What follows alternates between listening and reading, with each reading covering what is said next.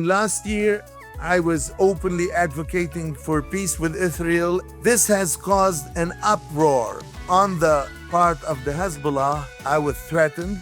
There was an attempt on my life, and this is what induced me to leave the country. Enough is enough. We need to seal off these cycles of violence, and there is no other issue but to sign a peace with Israel.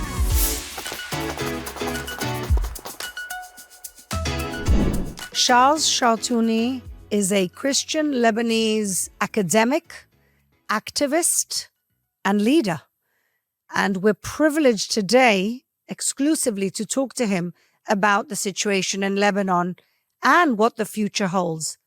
Welcome, Charles, to the show. Good morning, Fleur. Thank you very much, for the invitation. Of course, Charles. Charles, you have a very interesting history in your country of being an activist for peace, being an activist for getting rid of the Hezbollah threat and the occupation in your country. Maybe tell us a little bit about your background and what happened in the last year. I'm a public activist for quite a long time. I have known the civil war and the diverse wars that have taken place in our country and that were basically elicited by Palestinian militancy in its various stages, starting with the PLO stage and ending up with the Iranian episode. And I think there is kind of a historical continuum and there is kind of strategic continuum which accounts between the very beginning and the very end of this conflict that has been unreeling over the last, 60 years. So therefore, I was a young student at the time. Now I'm a retired, elderly professor, etc. And we are still coping with the same problems because the same actors, have been repeating over and over the same scenarios with unending, cycles of violence. And therefore, my conclusion at this stage, I said, it's enough. Enough is enough. We need to seal off these cycles of violence, and there is no other issue but to sign a peace with Israel. This is the ultimate outcome that we need to focus on. Focusing on repeated violated truce agreements makes no sense anymore. It's irrelevant by whichever means. And this is what made, and this is what has caused, the repeated destructions of Lebanon over the last 50 years. That's what is my main advocacy at this point of time.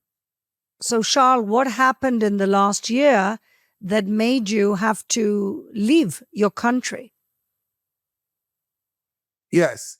Last year, I was openly advocating for peace with Israel, and I said very plainly there must be an acknowledgement of the state of Israel, and on the very basis of this acknowledgement, we should proceed into negotiations. This has caused an uproar on the part of the Hezbollah. I was threatened. There was an attempt on my life, and this is what induced me to leave the country. And I had to leave the country under duress. I left the country by taking a boat nighttime to Cyprus. I couldn't leave through the airport for whichever considerations.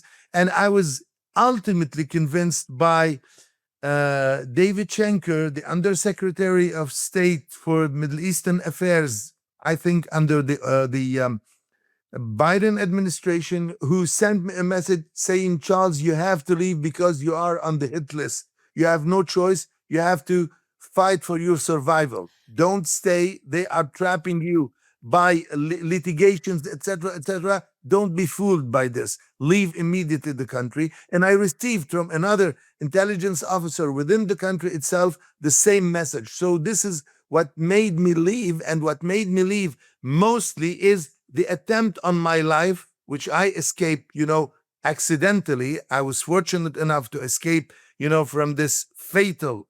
They were trying practically to strangle me, while I was swimming. Oh my God. So, Charles, when you made these statements about peace with Israel, was this before or after the elimination of Hassan Nasrallah? Oh, this corresponds to the post assassination of Nasrallah.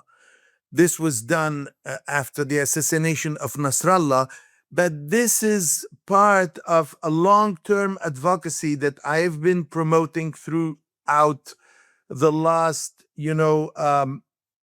decade, which means I've been promoting and I've been advocating for this peace for quite a time. I've been vocal about this issue. But whenever it comes to this specific statement, it corresponds to the post assassination of Nasrallah. So, Charles, what I assume is that there was an opening or there was a moment after Nasrallah's assassination and after degrading the military capacity of Hezbollah, where there's a window there that Lebanese leaders like you felt it appropriate to see if you could push for that peace. That's it. I mean, the degradation of Hezbollah and the destruction of the military platform of the Hezbollah and the challenging of the political positioning of the Hezbollah that was made possible by IDF was a clear opportunity to be seized upon if we were to move beyond this stalemated situation. Therefore, it was the very moment that needed to be seized upon by whoever might be in a position to decide over this course, okay, to take the opportunity and move on with this kind of advocacy. And therefore, I started advocating openly about the issue. And this is what has caused my departure away from the country. And This is what made me leave the country, as a matter of fact.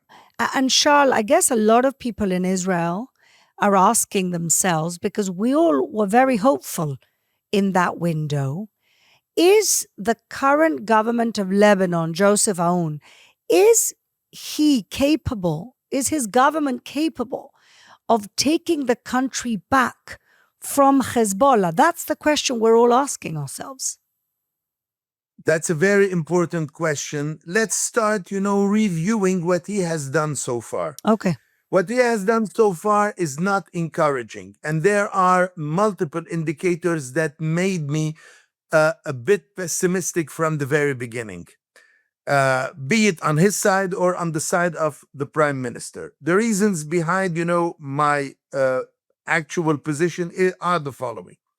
We have had the truce. There were stipulations for this truce, and these stipulations were mainly centered around a central plank within this truce agreement, which is the disarmament of the Hezbollah, and which is the cessation, the termination of the the extraterritorialities, be they political extraterritorialities or military extraterritorialities. When we are talking about this, I'm talking about the Hezbollah extraterritorialities and the Palestinian camps at the same time, because they were merging into one single political and military platform. And this was the very basis of cooperation between Hamas and Hezbollah, started from the Palestinian camps. So this was a major opportunity, and it should have been confronted head on, especially that the people who signed on behalf of Hezbollah, namely Nabih Berri, the Speaker of the Parliament, made it very clear that we are committed to sign, on these stipulations and to honor these commitments. And we ended up with the people who are in power or who were brought into power almost 11 months ago, which means after the signature of the peace treaty. They defaulted on this. They defaulted on this on ideological grounds, on strategic grounds, and on political grounds, which means, they have failed all along, the political and the military and the ideological spectrum, which means it was not hazardous. It was not, an incidental lapse in their behavior. No, there was a systematic behavior. There was a pattern of behavior which undermined the upholding of these stipulations. This is what made me skeptical and what made me a little bit, wary about their ability and their willingness to honor, whatever commitments they have taken upon themselves. That's on the one hand, but there is something much more wearisome, which is adopting the narrative of Hezbollah. Okay, you have failed to do whatever you have failed to do on practical grounds. Okay, I can understand this. But when you start adopting the narrative of Hezbollah, this is something that makes us worry, especially that the American administration, by sending envoys throughout the last year and promoting the idea of the normalization at different levels, at different, paces, etc., didn't, has opened a major, I would say, a major highway for these people to move on with their undertaking. And still, they failed to do it. And this is what accounts for the fact that the administration last week decided to cancel the visit of the Army Chief of Staff, because the Army Chief of Staff has been openly advocating the idea of not honoring and not proceeding into normalization. So, That's it. Charles, is it that they can't or they won't? There is a mixture between the two. Which means, the equivocations are not accidental. The equivocations are very well meant, which means, he tries to account for this behavior by saying this is realpolitik. In my guess, it's not realpolitik. My guess, the guy is tying his hands for multiple reasons. He has political entanglements. He has With Hezbollah. with Hezbollah. He has something that Yeah. is more serious than this. There are organized crime entanglements. I venture and say that. And I've been publishing yesterday on my Facebook the interview with Nadine Barakat, who is the ombudsman of the Republic nowadays. And she has revealed all the organized crime ties that can largely account for his inability to move on freely on these issues. Most of the people that are surrounding him are either Hezbollah people or related to Hezbollah or, with criminal affinities with the Hezbollah. So unfortunately, this won't enable him to open politically in a free way. And this undermines his credibility, and it undermines, his political legitimacy and even his national legitimacy to negotiate on behalf of the Lebanese state. He is undermining, his constitutional ability. That is what was worrisome. The practical considerations he's invoking are not convincing, unfortunately. I'm not happy to say that, but that's a matter of fact. So, Charles, you know that yesterday Israel attacked Dahya in Beirut and killed the head of the military of Hezbollah and 3 of his top people. Does that change the picture in any way? Yes, obviously it changes the picture. It means that the standstill is over. The situation of political and military stagnation, I won't venture and say military stagnation because the clashes did not stop by any means, but at least, the political stalemate is overcome. There is no doubt about it. And the assassination of Tabtabai is a clear message that this stage of procrastination is over. You either have to move in the new direction or this stalemate has to be overcome. And this is an unmistakable message. And I think that this message should be very much welcomed if we are to move in the right direction and get over, okay, the stalemate that prevails at this period of time, and which is being instrumentalized by Hezbollah in order to control back the political scene in the country. They are instrumentalizing it in order to blackmail, governance, and in order to blackmail the international community, and in order to undermine, the international community, which has led to the diplomatic mediation and to the truce agreement. They are questioning this whole normalization process and going back into the initial narrative of the open conflict. And Charles, do you think that the Lebanese army, let's put aside for a second the political leadership of Lebanon, who you, as you are saying and explaining to us, is very much tied into criminal activities that also may involve Hezbollah, and there's just too much at stake for them to separate and go against Hezbollah. But what about the Lebanese army? Do they have any independent voice, strength? Let me tell you one thing, and that's also another regretful fact. It's undermined from within. Hezbollah has been working throughout the last 10 years on undermining, the military from within.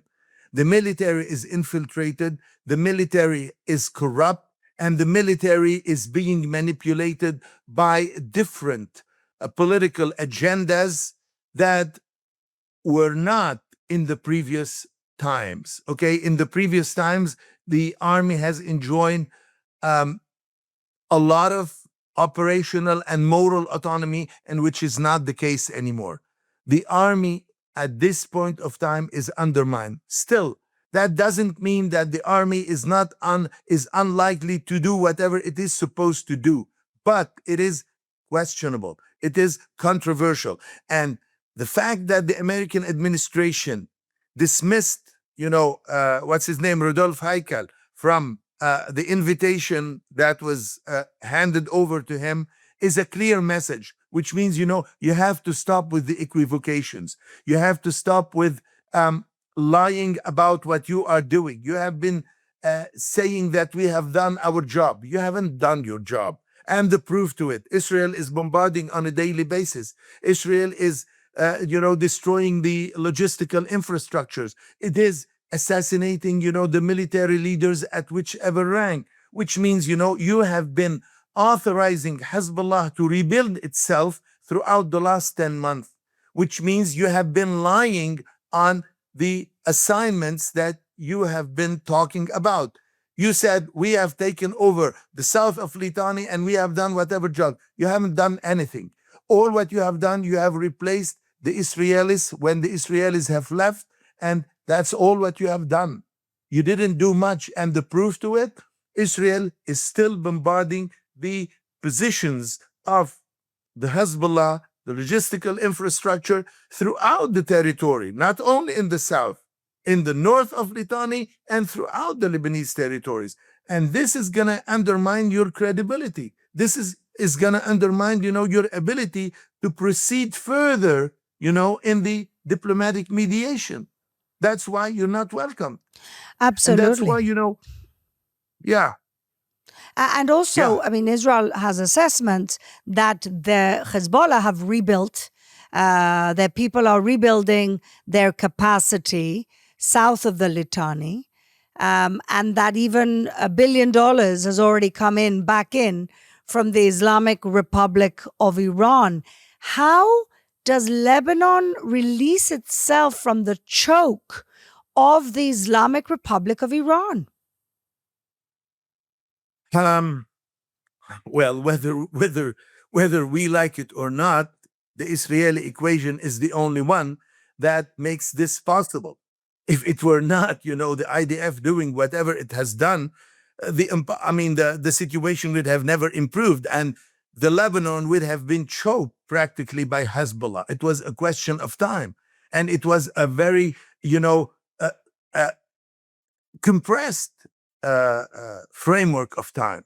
If it were not the operation that has led to this destruction and to the unraveling of the whole political and military platform, at the same time. So this was a moment to be seized by the Lebanese government to say, it's over. You have bet on this situation of extraterritoriality. This situation of extraterritoriality should end, because it's not only the issue of armaments, it's the issue of the politics of subversion that are promoted by the Iranian Islamic regime throughout the region. And Lebanon is a major platform, okay, for this undertaking throughout the Middle East. And Yeah. the very destruction of what we call, the integrated operational platform mounted by the Islamic regime, and more specifically by Qasem Soleimani, that was achieved by the Israeli army. If this would have never happened, the whole political equation in the region would have never changed. We are witnessing, a change of a dynamic. You like it, you don't like it, you dislike it, or you like it, that's another issue. The issue is we are witnessing the rise, the emergence of a new dynamic. And if you were to be a political decision maker, you have to reckon with these facts and move on based on this new strategic, data. That's the issue that needs to be taken into account. Charles, I feel and I hear more voices like you coming out from Lebanon saying enough is enough. Fighting with Israel has gotten us nowhere. Supporting the Palestinians in Lebanon has destabilized our country. Economically, we're It not has going destroyed anywhere. our country. It Do- has destroyed our country. So your country's Yeah. been destroyed by and destabilized by the Palestinian terrorism. It's then been destroyed and destabilized and occupied essentially by the Islamic Republic of Iran. Is there a critical mass of people like you, Charles, that can change the reality, maybe change the current government and move to a positive future of peace with Israel? Yeah. I think it's a question of time, in the sense that people are pissed off. People are fed up. They are fed up with instability. They are fed up, with the radical militancy of whichever kind, okay, be it the Islamic, radical militancy, be it the Palestinian, militancy, etc. And they have come to realize that these kind of militancy has led to impasses over time, which means, the ideological intoxication that have been fed throughout the years and throughout the decades has come to an end. This whole narrative is debunked. It has no more relevance whatsoever. It's about time to envisage, to consider a new stage in the life of this conflict. And the new stage was initiated by the Abraham Accords, and these Abraham Yes. Accords should be supplemented. They should be supplemented. They should extend to other territories, and they should be. Yeah, and this is, very much linked to another and a broader political picture. Is the Middle East willing to normalize? Is the Middle East willing to give up on the radical, narrative, or the radical narrative is going to take over the Middle East for another generation, okay, into useless, destructive conflict cycles, etc., etc. And I think Palestinian militancy is at the very origin of this vicious cycle of institutionalized enmity and radicalization. This is something that we need to reckon with. Palestinian militancy has destroyed, the Palestinian people. Simply, it has made the Palestinian people miss a lot of opportunities to get over, normalize, since they have too many commonalities, since they have, a life of coexistence with Israel for 100 years. It's not a new thing happening in the life of both people. So it's about time to mature and to move on to another stage of political normalization, of diplomacy. not only state diplomacy, but track two diplomacy, whereby the opening between societies is going to solve the problems. And you in Israel have been experiencing this throughout your history, be it on the side of the Israeli Arabs who are part of the political life of Yes. Israel, who are part of the social and the economic and the educational life, etc., and then opening up the borders for economic integration at different, paces, at different, etc. So, which means there is nothing new. All what is new is that get over this toxic narrative. It's about time to finish with this toxic narrative. All what the Israelis are asking for is peace. For God's sake, let's us finish with this parenthesis. And that's what we are claiming ourselves as well. But when you are fed with this toxic ideology, okay, instrumentalizing the Palestinian issue or the Lebanese situation or whichever situation, it has no ending. That's my let's say my political and the political vision that is behind my political advocacy at this point of time. Charles, a year ago, you were forced out of your country, but before that, we were all very hopeful, as you were hopeful, after Hassan Nasrallah, the legendary strong leader of Hezbollah, was eliminated. There was a window where Israelis and people like you from Lebanon who want peace were very, very optimistic that Lebanon may be the next country to sign up to the Abraham Accords. Are you still hopeful, Charles? Let me tell you one thing. There has always been a trite rhetoric in Lebanon, which says, oh, we're going to be the last country to sign after everybody has signed up to this, Abraham Accords. Why? I don't see a reason.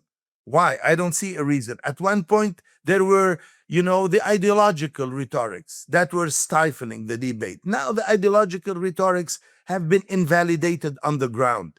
Okay, we have seen the outcome of rhetorics. We have seen the destructive outcome of rhetorics. We are still hostage to these rhetorics. It's about time to move, beyond the stage. It's about time to consider issues from a practical point of view. Do you want to have open-ended war? Okay, what for? Okay, now the Hezbollah is claiming back his armaments. What for? He wants to destroy Israel. Okay, go and destroy Israel. I mean, that's what I told, Joseph Aoun and Nawaf Salam repeatedly. Okay, let him go and destroy Israel. But if he ever loses the battle, he shouldn't be crying back and saying, oh, you have to support me. You have, to claim back, the territorial integrity of Lebanon. You have compromised the territorial integrity of Lebanon. You have compromised, the sovereignty of Lebanon. And now that you are claiming back your innocence, that Israel is attacking, Israel is protecting its national security. That's very simple. And if I were to be Israel, I would have done the same.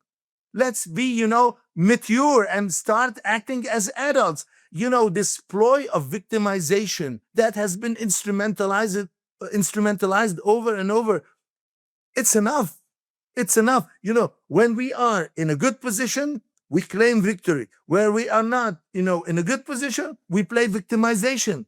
This is an irresponsible, immature, way of thinking and acting and doing.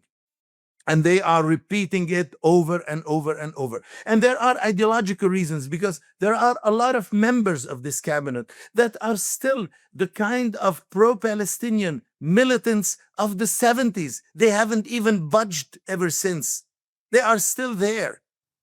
This is the kind of Edward Said Palestinists. Yeah.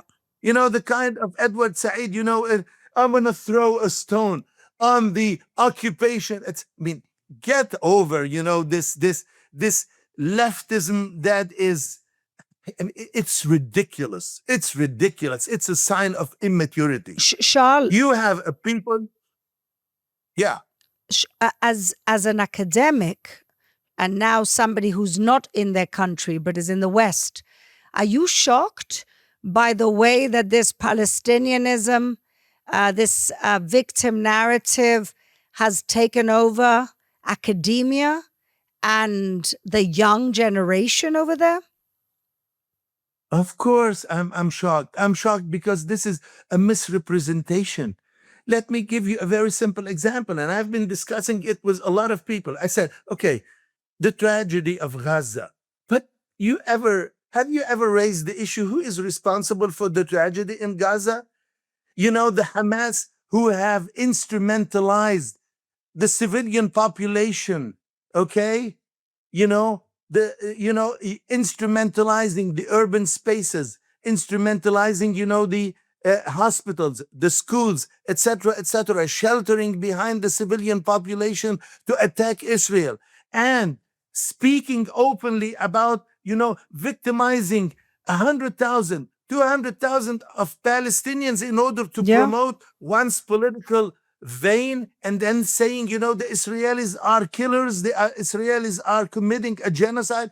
You have engaged in warfare. You either take responsibility for the warfare or stop sheltering behind, these rhetorics. It's not a genocide. This is a war between a state and a terrorist organization who has instrumentalized the civilian population, okay, of Gaza in order to promote its interests at the very detriment of this poor population who has paid the price, who has paid the cost, who defrayed the cost of this criminality. And adding to this, feeding with toxic ideology in order to promote this, killing field, justifying the killing field.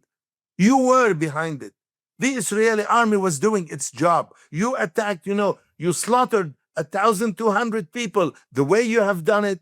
Okay, the egregious, massacre that has taken place. And then you were saying, oh, the Israelis have overreacted. They are not overreacted. They wanted to put an end, to this wandering, okay, taking place across their borders. It was enough, which is understandable. If you don't want to position yourself and put yourself um, in their shoes in order to understand what's happening, there are no chances for a negotiated conflict resolution and for a realistic, assessment of the situation. The human shields policy is the most criminal and the most vicious strategy that can be instrumentalized. How can you allow yourself to use this to victimize these people and to promote the politics of the victimization? And here in the academia, the whole poisoning is it's just unbelievable, unbelievable. And it's wedded to a leftist ideology that is so damn clear because the left rhetorics are bankrupted. This is a way to revive, the leftist rhetorics.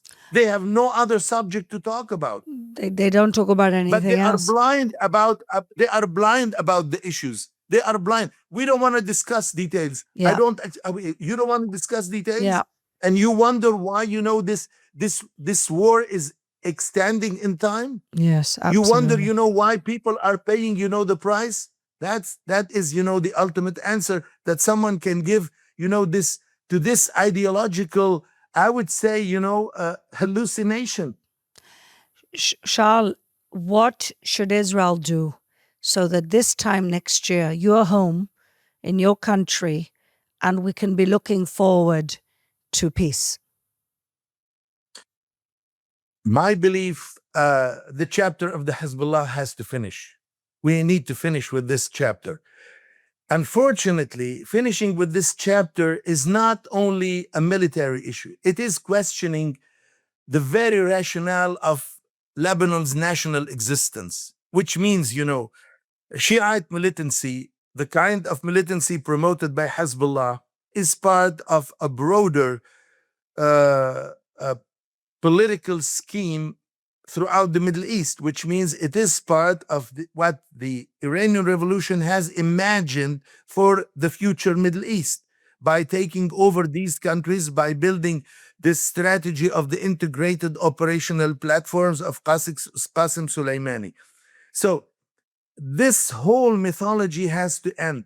And it has ended with the defeat of the Iranian strategy throughout the Near East, throughout the smaller Middle East, by cutting what we call its mandates.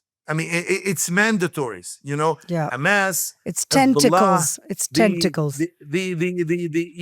yes, yeah. And now the Iranians are trying to revive this strategy. It's a political revanchism.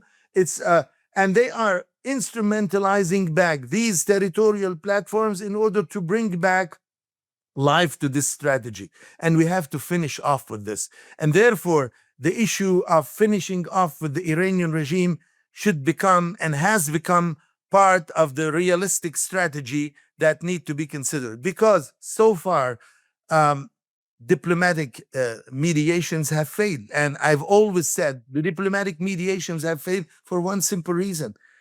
The Iranian regime is very much afraid that any normalization at the regional and international level is going to end up the ideological, saga, and it's going to end, the legitimacy of the political system in Iran itself. They know it quite well because they know that they have no legitimacy whatsoever in their country, which means the people of Iran are on one side and the regime is on the other side.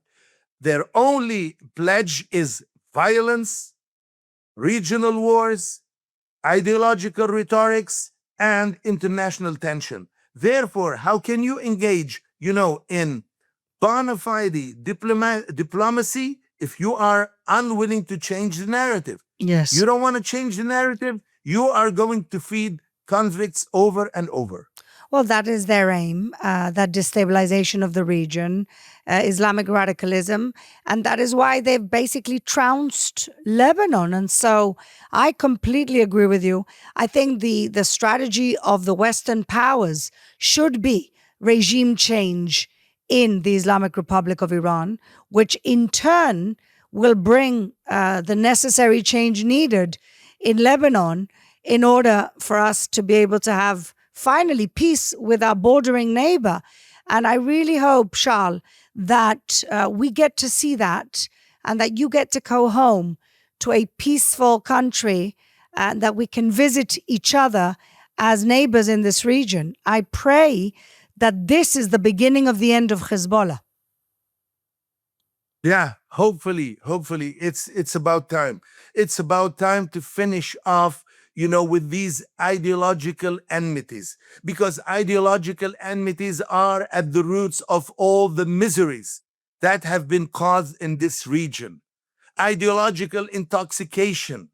Ideological intoxication is part of the problem that needs to be tackled. And defeating illusions, defeating, criminal dystopias is the very beginning of what I call the defeat of these ideological enmities. We have to unwind a whole, literature that has been building up over and over the years in order to maintain, in order to sustain, and in order to make this enmity repeat over time and repeat over decades. It's about time to finish. It's about time to finish. I know how difficult it is, but we have to put ourselves, in this perspective if we are to act politically. Thank you so much, Charles Chartouni. Thank you for being with us. And hopefully we will be able to see that piece together. Thank you. Thank you, Fleur, for the invitation, and all best. Thank you.